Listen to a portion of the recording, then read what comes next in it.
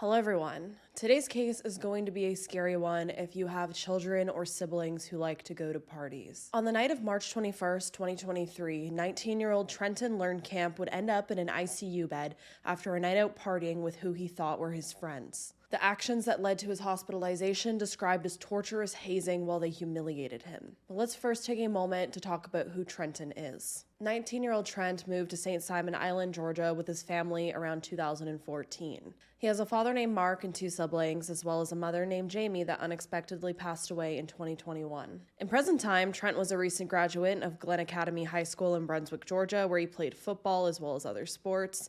And understand Trent's story, I think you need to know that Brunswick is a city in the southeast coast of Georgia, known for its Victorian-era Old Town Historic District and the huge century-old oak trees. Now, St. Simon Island is just off of Brunswick, and it is said to be the wealthier side of town. And I think the best way I can describe the dynamics is if you've watched Outer Banks with the Pogues and the Kooks. It seems like the Pogues live in Brunswick, Georgia, and the Kooks live on St. Simon's Island. Brunswick seems to be the more, quote-unquote poorer side of town, and St. Simon Island is where the wealthier live. Trent has been described as the nicest, sweetest kid, but it seems that he was having trouble making friends and that he was also possibly struggling with depression. A friend of Trent's named Owen, who is said to have known him since they were 10 years old, was quoted saying, and I quote, "He's hanging out with these high school kids who are not his friends," unquote. Owen also believes that Trent was looking for friends, which may have led him to hanging out with these individuals. And it turns out that Trent actually hung out with these individuals a lot, considering the numerous incidents with them. His father, Mark, backing this up by saying that his son persists in associating with his assailants because he has no other friends. Which I feel like all of his friends and family are really ragging on him about this not having friends thing, but it seems to be a big part of the story that the only reason that Trent was hanging out with these kids is because he had no other friends and he thought that they would be his friends, and they were not, unfortunately. So let's talk about some of these activities that Trent and these so-called friends would do. It seemed that every time Trent hung out with these kids, there was an incident, they were always drinking, and things would always get out of hand. Like in this video that's gone viral of a past incident where Trent is being continuously sprayed in the face with a water hose while everyone watches. Intensity of the bullying that I've already seen in Glen Academy and Glen County firsthand. Not surprised. Bailey H. says she couldn't wait to graduate from Glen Academy in 2021 to get away from what she considered a toxic environment. When she saw this video on a local Facebook group supposedly showing students at the school abusing a peer, she says she was not surprised. I feel like some of these kids don't even realize, like in the moment while they're doing it, how bad what they're doing is. Because if they had seen it on social media and someone else doing it, oh my gosh, they're appalled. And there's numerous other incidents that we'll talk about a little bit later, but on the night of March 21st, Trent would once again end up at a house party in the wealthy enclaves of St. Simon's Island, but this time things would go too far. Because as the night went on, Trent would be forced to drink excessive amounts of alcohol, among other drugs. Sometime after all of that, these photos would be taken and posted on Snapchat of Trent passed out in a chair, taped to it, and covered in spray paint as well as other substances, including urine. 4 teenagers would also surround him, 2 of them giving the camera the middle finger. Trent had been fed so much alcohol that sometime after these photos were taken, 3 of the minors involved in this incident would end up taking Trent to the local emergency room, which thankfully they at least took him to the hospital, because there are way too many cases where drinking and minors are involved and the kids get scared because someone's passed out and they have alcohol poisoning, and instead of taking them to the ER, they just get left or they get dumped somewhere and then they end up dying. So if we can consider anything positive in this case that the actions of these minors did, at least they took him to the hospital. And this was extremely critical in Trent's case because he had drank so much alcohol that he was to the point of overdose and he was barely breathing at this point. After they arrived at the hospital, these 3 minors reportedly kept asking if they were free to leave, and they did so after leaving their phone numbers and names on a sheet of paper with hospital staff, essentially leaving Trent at the hospital alone. Officers would eventually be called to the hospital due to the situation, and they'd note the presence of spray paint on Trent, but note that there was also no signs of physical injuries. However, it would quickly be determined that Trent had a blood alcohol level of 0.46. He once again had spray paint on him from head to toe, as well as urine on him, which is disgusting. It's also mentioned that he had controlled substances in his system, and I've seen both antidepressants and magic mushrooms noted on different articles. Either way, Trent's health was so bad, he was being placed on a ventilator because he was fighting for his life at this point. It was said he was only breathing 6 breaths per minute. 6. That is such a low number. Now, I've seen multiple different reports of what happened that night at the hospital, and the one report I seen that it was an officer that was working as security at the hospital that night in the emergency room that was the first to report Trent's case. And according to the computer-aided dispatch records requested by the WSAV investigative unit, police got the call at 8:46 p.m. on Tuesday, March 21st. And according to WSAV, the recording from the 911 dispatch center starts with the officer on the phone saying, and I quote, "Hello, this is Officer Charles at the hospital," unquote. That security officer tells the dispatcher, and I quote, "Yes, ma'am, somebody in the ER room number 35 wants to do a report with a county unit for possible hazing," end quote. And on top of all of that, Trent's father only found out that his son was in the hospital because he got a phone call, and it's not noted by who called him, but in this phone call, he was told that Trent may be in the hospital. So then he went and called the hospital, and the hospital told him to get there immediately. So it was a whole mess that night. On top of that, the report reveals that Trent's younger sister also received a Snapchat at 8:39 p.m. stating, and I quote, "N-word redacted. Oh my God, I know you're sick of hearing it, but like it wasn't there, but like Trent is fucking dying apparently," end quote. When she then asked where her brother was, the messenger responded, and I quote, "Take a guess, redacted, motherfucking redacted basement," end quote. The way these kids talk is a lot. And again, a lot of stuff is redacted in this because it involves minors. Now, according to the assault officer's report, he stated in this report, and I quote, "Once at the hospital, I walked to redacted. I observed a white male lying motionless on a hospital bed hooked up to a ventilator, surrounded by Mark Lehrkamp, who is the father, redacted sister, and the stepmother.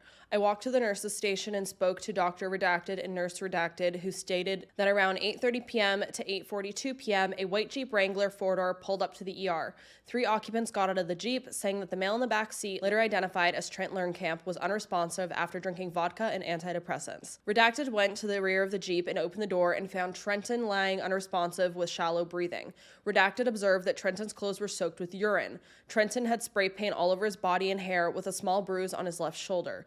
As Redacted got Trenton out of the vehicle with 3 occupants identified as Redacted, kept asking if they were free to leave," end quote. We know what happened from there. But let's talk more about these incidents that happened at the home on St. Simon's Island. Trenton's father, Mark, would confirm that this wasn't the first time that Trenton had been bullied by these kids. According to Mark, on March 17th, Trenton had returned home covered in WD-40, vomit, paint, glue, egg yolks, and spray paint. Mark stated that Trenton looked either high or drunk, and that 2 weeks prior to this incident, Mark had also taken Trenton to the emergency room because he came home with a severe laceration above his left eye that required stitches. Mark says that whenever Trenton goes to Redacted's house, he never returns home normal. When Trenton is at Redacted's house, he is accepted and with people he thinks care for him. Mark also believes that since they are younger than Trenton, he might think that they look up to him. Mark also thinks that Trenton would not fight or defend himself against Redacted or any of the other juveniles because Trenton knows that since they are minors, if he hurts them, he will get in serious trouble. Mark also has photos and videos of all the past incidents where Trenton has come home from Redacted's house hurt or covered in objects. Mark also has a picture of the location where Trenton's phone was pinging, which shows Redacted's house. So clearly there is a pattern of abuse happening to Trenton whenever he goes over to this Redacted kid's house, and things just kept escalating and escalating and escalating until this final time when Trenton almost died. So after Trenton was hospitalized, the next day on March 22nd, officers searched a home on St. Simon's Island where the attack took place. It said that they gathered numerous items of evidence. A release saying, and I quote, "Detectives have interviewed several juveniles associated with the incident, and they are continuing to conduct additional interviews," unquote. Again, numerous items and evidence were also collected and recorded related to the incident. A few days later, on Sunday, March 16th, authorities were finally able to interview Trenton once he had gotten a bit better, and he ended up telling them that the video that had gone viral online of him being sprayed with water was actually of a previous incident. It didn't happen the night that he was attacked and hospitalized, which a lot of people were thinking it was the same night. That was actually a whole previous night of another thing that happened to him. And the entire time Trent was in the hospital, people were outside outside of the hospital rallying for him and rallying for justice for Trent. Trent Lehrkamp and Ahmaud Arbery, what people describe in Glenn County as two tragedies that should never happen. 19-year-old Lehrkamp was with a group of teens when he was reportedly forced to drink an excessive amount of alcohol and other substances. Trent's story ignited a huge uproar in Brunswick because people were thinking that the police weren't going to do anything because the children involved that attacked Trent were from wealthy families, and so they were outraged. And honestly, they have a right to be outraged because to this day, as I'm recording this video, no one's been arrested yet still. At this point, Trent was out of the ICU and Police Chief O'Neill Jackson was quoted saying, and I quote, "Trent is beginning next steps of care and asks for continuous prayers. Family is in full cooperation of investigation. They want justice and to prevent this from happening to anyone else in the future," end quote. And I mean, despite there being no arrests, the police have been investigating. 11 teens have said to have been identified in the video of Trent being sprayed with the water hose, and multiple of them were involved in the most recent incident as well. However, Chief Jackson says it's going to take more than just this evidence to press charges. Being quoted saying, and I quote, "If we could just make a case based off of one single photo or one single video without getting any other type of evidence, then that would not be a proper or thorough investigation," end quote. He continued in a released statement by saying, and I quote, "Currently forensic analysis is being conducted on devices to collect evidence that will assist us in obtaining more information related to our cases. Other evidence that was collected during search warrants has been submitted to the GBI lab for processing," end quote. On top of all of that, the FBI and the GBI, the Georgia Bureau of Investigations, has now all been brought in to consult on Trent's case as well. So what do we know about the individuals involved? Well, honestly, we don't know much because most of it has been redacted because they are underage. I've seen different numbers of the amount of teens involved. I've seen that 9 teens were involved in the night that Trent ended up in the hospital. I've seen, there was 11 involved in that video that were identified of him being sprayed with the hose. So at this point, it's one too many. I did see, however, that the WSAV's investigative unit reported that they linked one of the teens involved in Trent's case as 17-year-old Edward Rooker Hobby. And Edward Hobby was arrested on November 2022 after his mother had called 911. The report states that the officer walked into the Hobby's home to find a shattered mirror and a broken pot. The officer's taking the report says that he asked the teen to share his side of the story. Hobby told him it involved his private family and that the officer could either arrest him or leave him alone. Edward Rooker Hobby ended up spending 3 days in jail charged with criminal trespassing. In the incident report from the arrest, Edward Hobby's mother told the police her son, 17, was having problems with drinking. Which at this point, with all this drinking involved in the story, I'm not surprised. I also found that a local radio station, which is called WGIG 98.7, reported, and I quote, "School officials have confirmed that some of the students are current students, but that the incident appears to have taken place at the home of a former student who has dropped out," unquote. As I stated earlier, it seems that these kids that are involved also hail from prominent local families. And I did some digging, and I did find some locals talking about this case, as well as St. Simon Island. And these locals had things such to say as this: "If these were mainland Brunswick kids, they would have already been in jail. These are rich St. Simon kids. I'm from there. The kids' parents are some of the most wealthy in the city, and they are also on the police department as well as the Brunswick News. That's why they aren't in jail right now. And these are St. Simon's kids, extremely wealthy ones. It's a whole different breed of weird." So clearly, it's not just the people rallying. It also seems to be people online that claim to live in St. Simon Island or know the area. And they all are feeling the same way, it seems like, that they don't feel that these kids are going to get in trouble for what they did because their parents are wealthy.